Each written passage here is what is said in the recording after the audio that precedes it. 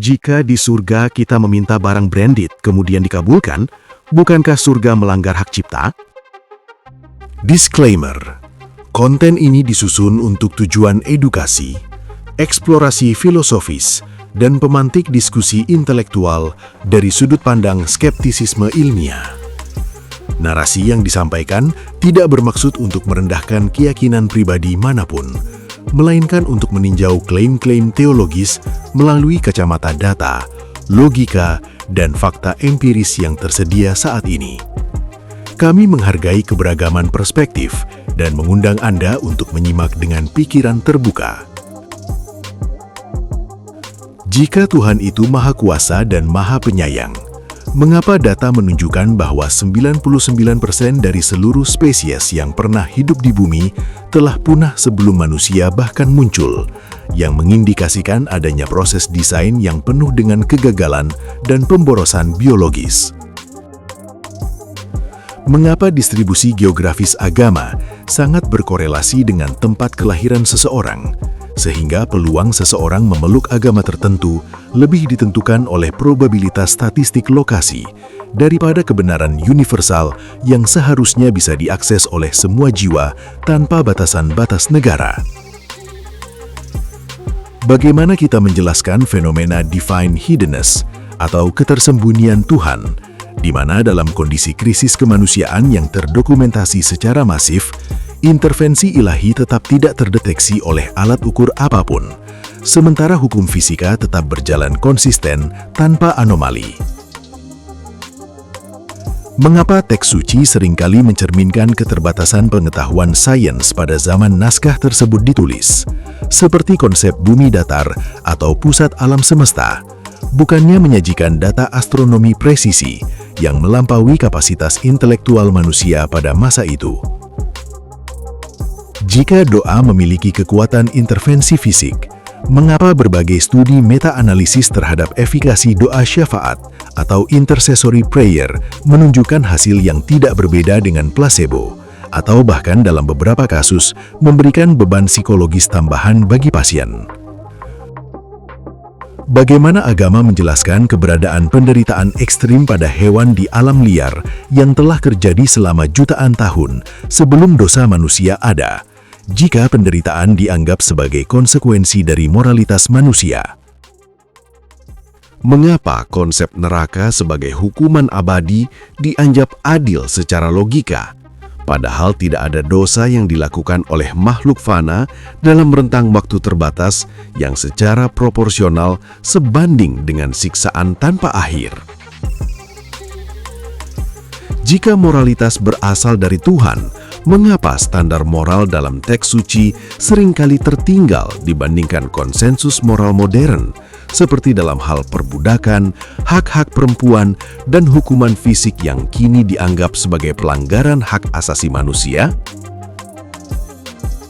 Mengapa wahyu Tuhan seringkali diberikan secara privat kepada individu di tempat terpencil, alih-alih ditampilkan secara publik di hadapan seluruh umat manusia secara serentak untuk menghindari ambiguitas dan perpecahan sektarian? Bagaimana kita mendamaikan konsep kehendak bebas dengan kemahatahuan Tuhan? Karena jika Tuhan sudah tahu apa yang akan kita lakukan di masa depan dengan akurasi 100%, maka kita sebenarnya tidak memiliki pilihan selain menjalankan skenario yang sudah diketahui tersebut. Mengapa Tuhan menciptakan alam semesta yang begitu luas dengan miliaran galaksi yang tidak bisa dihuni manusia jika fokus utamanya adalah hubungan moral dengan satu spesies di satu planet kecil di pinggiran galaksi Bima Sakti? Jika agama adalah solusi bagi kedamaian, mengapa data sejarah menunjukkan bahwa perbedaan dogma seringkali menjadi katalisator konflik paling berdarah dan berkepanjangan yang menghambat kemajuan peradaban manusia? Mengapa pengalaman spiritual seringkali bisa direplikasi melalui stimulasi lobus temporal otak atau penggunaan zat psikoaktif yang menunjukkan bahwa kehadiran Tuhan mungkin hanyalah produk dari neurokimia tertentu?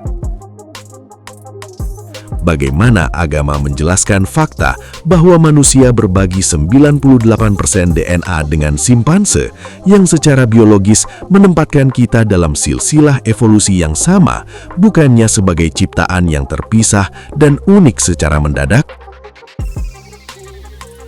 Mengapa tidak ada bukti arkeologis yang mendukung peristiwa-peristiwa besar dalam kitab suci, seperti eksodus massal jutaan orang di padang pasir atau banjir global yang menutupi puncak Everest, yang seharusnya meninggalkan jejak geologis dan sedimen yang jelas?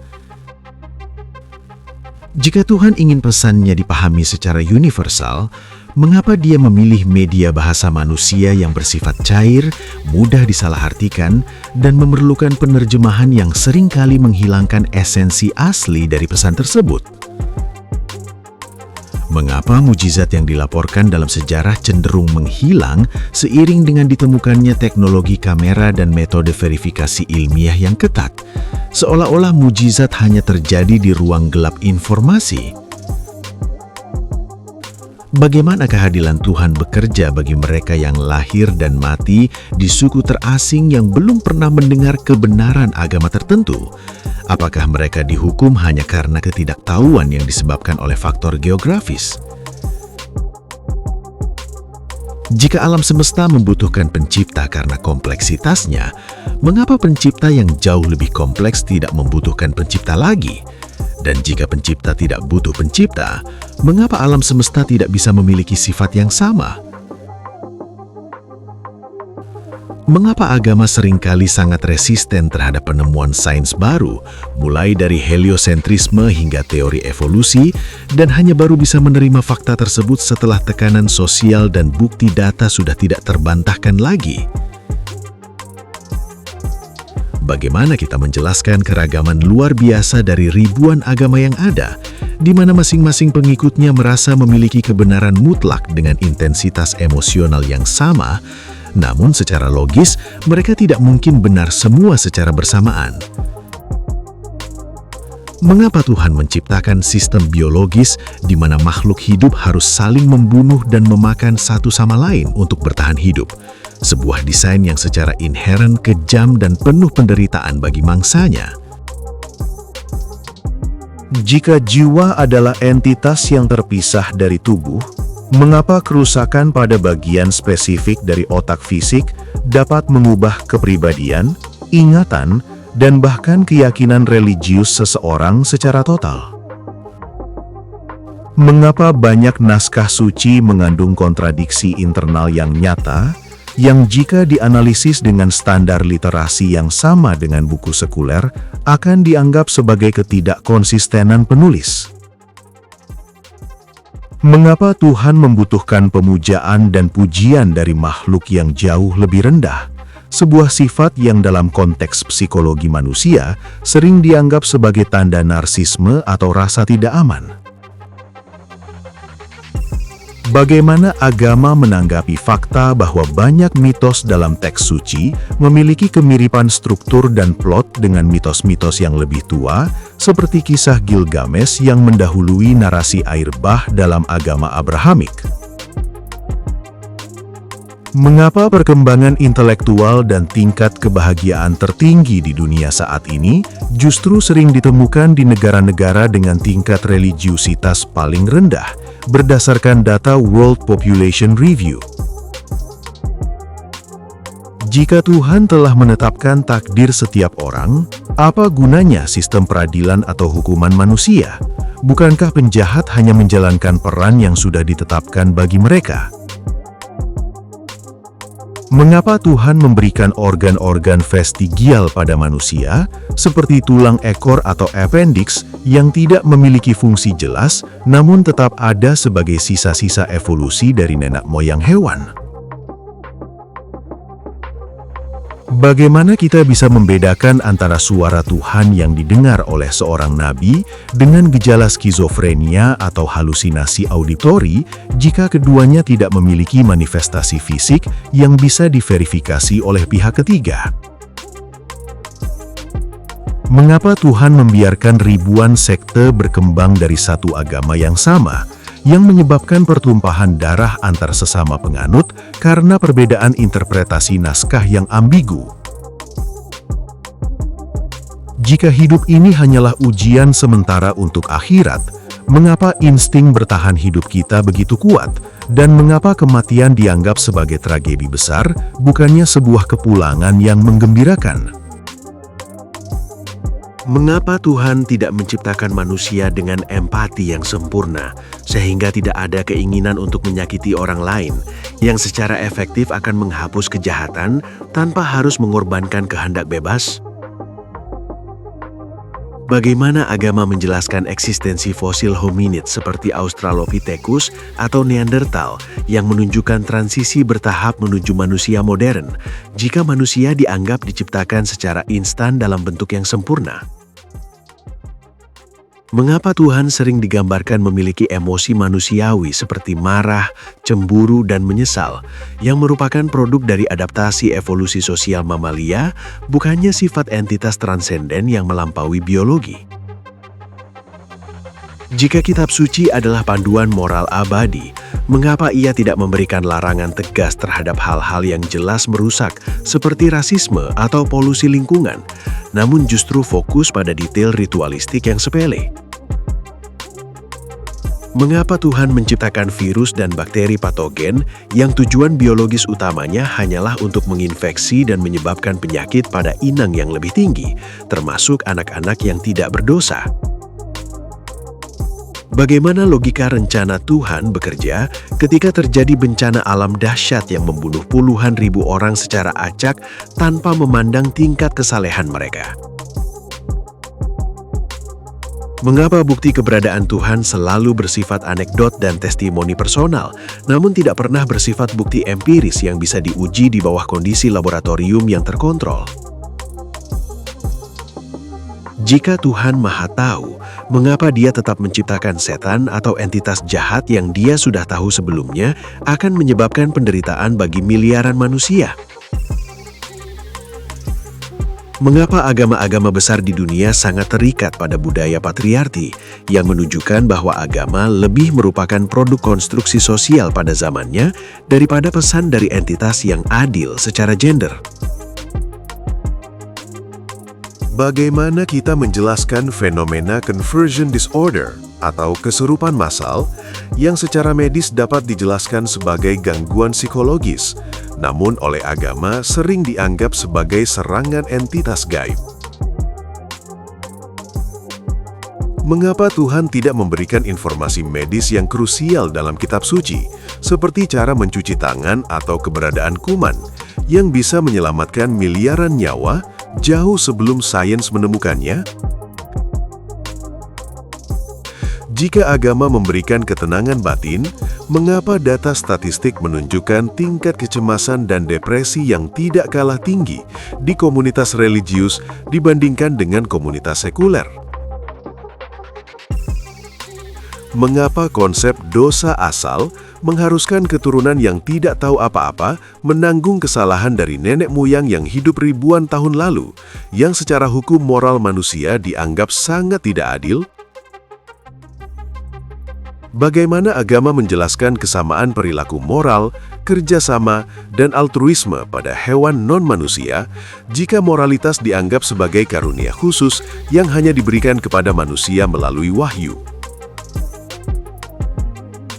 Mengapa Tuhan mengizinkan teks-teks suci asli hilang atau rusak, sehingga manusia modern hanya memiliki salinan dari salinan yang penuh dengan variasi tekstual dan keraguan orisinalitas? Jika iman adalah kunci keselamatan, mengapa Tuhan memberikan manusia otak yang kritis dan logis yang secara alami akan mempertanyakan klaim tanpa bukti?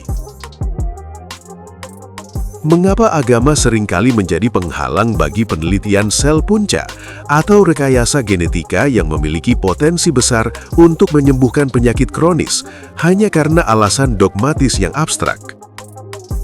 Bagaimana kita bisa yakin bahwa perasaan damai saat beribadah adalah validasi dari kebenaran agama, padahal pengikut agama lain juga merasakan hal yang sama saat melakukan ritual yang bertentangan?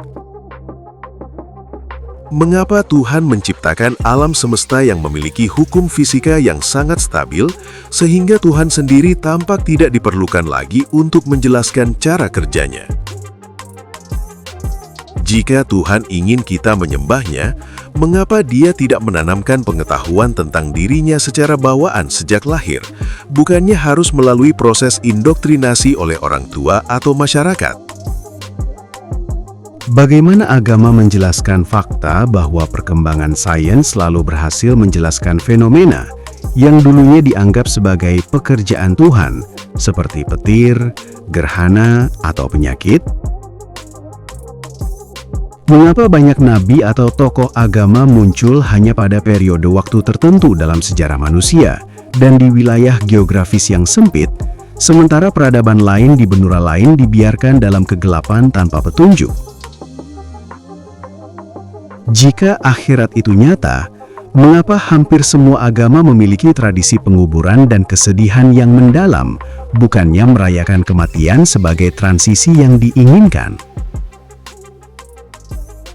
Mengapa Tuhan menggunakan ancaman hukuman dan janji hadiah untuk membuat manusia berbuat baik, bukannya mendorong kebaikan yang murni muncul dari pemahaman etika yang rasional? Bagaimana kita mendamaikan konsep kasih Tuhan dengan fakta bahwa jutaan anak meninggal karena kelaparan setiap tahun sebelum mereka cukup umur untuk memahami konsep ketuhanan? Mengapa seringkali ada korelasi negatif antara tingkat pendidikan yang tinggi dengan tingkat religiusitas? Apakah ini berarti iman bergantung pada kurangnya informasi atau analisis kritis? Jika agama-agama berasal dari sumber yang sama, mengapa mereka memiliki doktrin yang sangat berbeda dan seringkali saling mengkafirkan satu sama lain? Bagaimana agama menjelaskan keberadaan triliunan planet yang mati dan tidak berfungsi di alam semesta, yang tampaknya kontradiktif dengan argumen tentang alam semesta yang dirancang khusus untuk kehidupan? Mengapa Tuhan tidak menghentikan tindak pelecehan yang terjadi di dalam institusi agama oleh para pemuka agama yang seharusnya menjadi wakilnya di bumi? Jika doa dikabulkan, mengapa statistik menunjukkan bahwa pemenang lotre atau penderita kanker yang sembuh terdistribusi secara merata di antara orang religius, agnostik, dan ateis? Mengapa Tuhan menciptakan sistem reproduksi yang rentan terhadap cacat lahir genetis jika Dia adalah perancang yang sempurna? Bagaimana kita menjelaskan bahwa pengalaman mati suri sangat dipengaruhi oleh latar belakang budaya seseorang, di mana orang Kristen melihat Yesus dan orang Hindu melihat Yama, yang menunjukkan itu adalah proyeksi otak? Mengapa Tuhan membiarkan ribuan tahun berlalu tanpa komunikasi baru, sementara tantangan moral manusia modern seperti kecerdasan buatan atau krisis iklim memerlukan panduan yang lebih relevan daripada teks kuno? Jika agama adalah sumber kebenaran, mengapa ia tidak bisa digunakan untuk memprediksi fenomena alam masa depan dengan akurasi yang sama seperti yang dilakukan oleh metode ilmiah? Mengapa kitab suci seringkali memuat perintah untuk membunuh mereka yang murtad atau berbeda keyakinan yang sangat bertentangan dengan prinsip kebebasan berkeyakinan universal? Bagaimana agama menjelaskan kesadaran manusia jika ia hanya dianggap sebagai embusan napas ilahi, padahal data neuroscience menunjukkan kesadaran sangat terikat pada integritas struktur otak? Mengapa Tuhan membiarkan agamanya digunakan sebagai alat pembenaran untuk rasisme dan kolonialisme selama berabad-abad jika Dia adalah penentang ketidakadilan? Jika Tuhan itu transenden, mengapa Dia tampaknya sangat peduli dengan apa yang dilakukan manusia di tempat tidur atau apa yang mereka makan, yang secara kosmik merupakan hal yang sangat remeh? Bagaimana kita mendamaikan teori Big Bang yang memiliki bukti radiasi latar belakang kosmik dengan narasi penciptaan 6 hari yang ada di banyak agama? Mengapa Tuhan tidak menciptakan manusia yang tidak bisa merasakan rasa sakit fisik yang ekstrim jika penderitaan tersebut tidak memberikan pelajaran moral apapun, seperti pada kasus penyakit terminal? Jika iman adalah anugerah, mengapa Tuhan tidak memberikannya kepada semua orang secara merata, sehingga tidak ada orang yang harus masuk neraka karena sifat skeptis yang juga berasal dari kapasitas otak ciptaannya? Mengapa Tuhan membiarkan banyaknya terjemahan Alkitab atau naskah suci lainnya yang memiliki makna berbeda-beda sehingga membingungkan umat dalam mencari mana yang benar-benar firman-Nya? Bagaimana agama menjelaskan fakta bahwa manusia modern, Homo sapiens, telah ada selama 300.000 tahun, namun agama-agama besar yang kita kenal sekarang baru muncul dalam 2.000 hingga 4.000 tahun terakhir?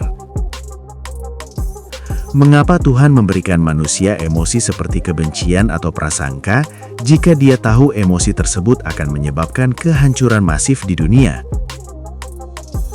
Jika setiap kejadian adalah kehendak Tuhan, apakah itu berarti Tuhan juga menghendaki adanya kekejaman, pemerkosaan, dan penyiksaan yang terjadi setiap hari di dunia ini?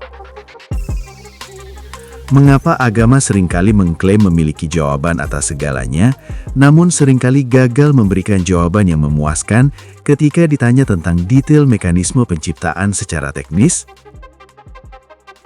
Bagaimana logika penebusan dosa bekerja?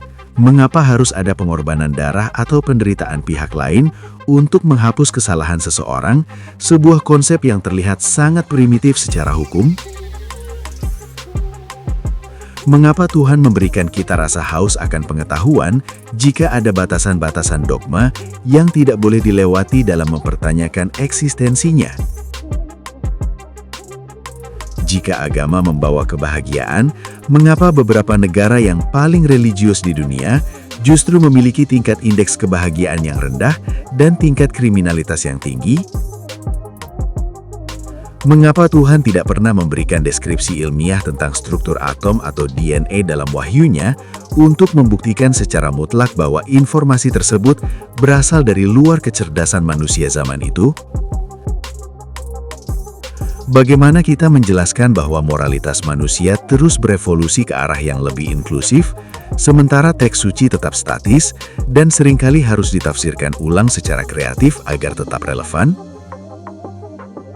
Mengapa Tuhan menciptakan alam semesta yang di dalamnya terdapat lubang hitam, supernova, dan radiasi mematikan yang secara aktif menghancurkan potensi kehidupan di sekitarnya? Jika agama adalah tentang cinta, mengapa ia seringkali menjadi tembok pemisah yang paling tebal antara kita dan mereka? Mengapa Tuhan membiarkan kepercayaan pagan dan politeisme berkuasa selama ribuan tahun sebelum memperkenalkan monoteisme kepada sebagian kecil populasi di Timur Tengah? Bagaimana kita bisa percaya pada mukjizat kuno yang hanya dilaporkan oleh saksi mata yang tidak berpendidikan sains, sementara saat ini tidak ada satupun amputasi anggota tubuh yang tumbuh kembali melalui doa yang terverifikasi secara medis? Mengapa Tuhan menciptakan sistem syaraf yang mampu merasakan sakit yang melampaui batas fungsionalnya sebagai alarm peringatan, seperti pada penderitaan syaraf kronis?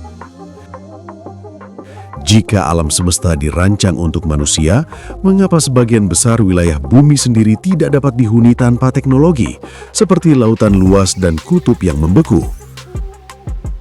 Mengapa Tuhan membiarkan agamanya terpecah menjadi ribuan denominasi yang saling bertentangan tepat setelah nabinya wafat? Bagaimana agama menjelaskan fenomena deja vu atau memori palsu yang secara neurologis dapat dijelaskan namun seringkali dikaitkan dengan hal-hal mistis tanpa dasar? Mengapa Tuhan tidak menghentikan penulisan kitab suci jika Dia tahu teks tersebut akan digunakan untuk membenarkan perang salib, inkuisisi, dan terorisme di masa depan? Jika Tuhan Maha Kuasa, mengapa Dia butuh waktu 6 hari untuk menciptakan bumi, bukannya secara instan, dan mengapa Dia butuh istirahat pada hari ke-7? Mengapa Tuhan memberikan manusia keinginan seksual yang kuat, namun sekaligus memberikan aturan-aturan yang sangat membatasi dan seringkali menyebabkan rasa bersalah yang tidak perlu secara psikologis? Bagaimana kita menjelaskan bahwa konsep surga seringkali digambarkan sebagai tempat yang dipenuhi kenikmatan duniawi yang sangat spesifik bagi budaya tertentu pada masa itu? Mengapa Tuhan menciptakan manusia dengan kecenderungan kognitif untuk mencari pola di mana sebenarnya tidak ada pola, yang menjadi akar dari tahayul dan keyakinan pada hal gaib? Jika Tuhan ingin disembah, mengapa Dia tidak muncul sekali dalam satu generasi secara visual untuk memastikan bahwa setiap generasi baru memiliki bukti yang cukup untuk percaya? Bagaimana agama menghadapi kenyataan bahwa kecerdasan buatan mungkin suatu hari nanti akan memiliki kesadaran? Apakah AI tersebut juga akan memiliki jiwa dan tanggung jawab moral di hadapan Tuhan? Mengapa Tuhan menciptakan alam semesta yang begitu dingin, hampa, dan mematikan bagi kehidupan organik di sebagian besar ruangnya?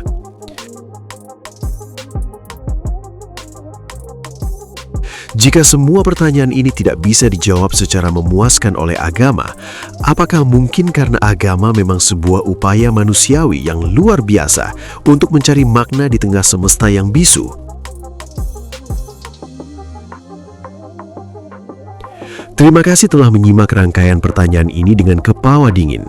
Esensi dari kemajuan manusia bukanlah terletak pada kemampuan kita untuk menelan jawaban secara mentah, melainkan pada keberanian kita untuk terus mengajukan pertanyaan, meskipun itu terasa tidak nyaman. Di saluran ini, kita menghargai kebenaran yang didasarkan pada data dan logika di atas kenyamanan ilusi. Jika Anda merasa diskusi seperti ini penting untuk terus disuarakan di tengah kebisingan dogma, dukung kami dengan cara klik tombol subscribe, berikan like, dan bagikan video ini. Mari kita menjadi bagian dari mereka yang berani berpikir jernih. Saya dari Silent Majority pamit undur diri dan tetaplah bertanya.